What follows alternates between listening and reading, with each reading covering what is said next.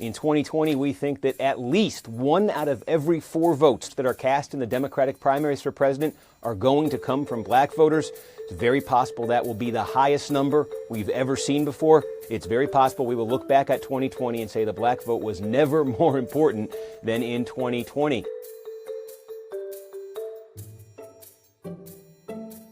To put this in some context, we've put together here something I think is very interesting. Exit polls starting in 1976 from past Democratic presidential primaries. 1976 was basically the first year that media outlets like NBC began sponsoring these primary exit polls, whether it's the New York primary, the New Hampshire primary, the Florida primary. And so we have a record. That record, though, a lot of it has been buried. We have been able to resurface, we think, every primary since 1976 on the Democratic side where there has been a significant black vote in that primary and where an exit poll was conducted. We found it.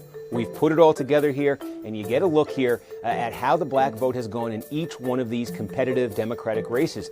And a couple of things stand out. Number one is just there has been a slow but steady progression in that time, really, 40 plus years right now. You can point to 2 really kind of specific events. Number one came back in the 1980s. It was in the 1980s twice, in the 84 campaign and again in the 88 campaign, where Jesse Jackson, the Reverend Jesse Jackson, launched full-fledged national presidential campaigns in the Democratic primaries. And he said in 1984 that one of his goals in that campaign was to register millions of new black voters to get them voting in the Democratic primaries. And he did. You can see that in this data. And then you see it jump again about 20 years later. And that's when Barack Obama wins. When Barack Obama becomes president in 2008, and then through his presidency, you see this kind of sorting out of the 2 parties, white working class voters, blue collar white voters who had in the past maybe been Democrats. They've migrated more towards the Republican Party. And the Democratic Party, the role of black voters, the role of non-white voters in the Democratic Party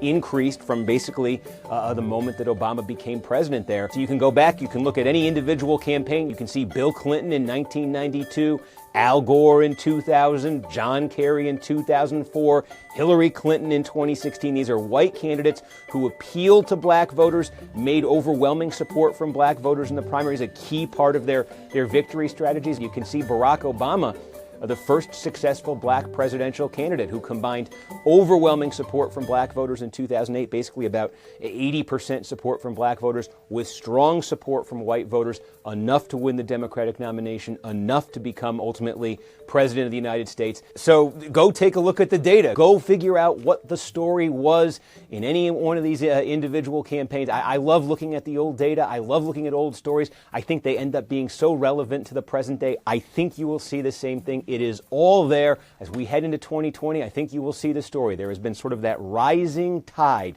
in the Democratic Party when it comes to the size, the clout, the power, the role of the black vote in Democratic presidential primaries. In 2020, it'll probably be more important than we have seen to date.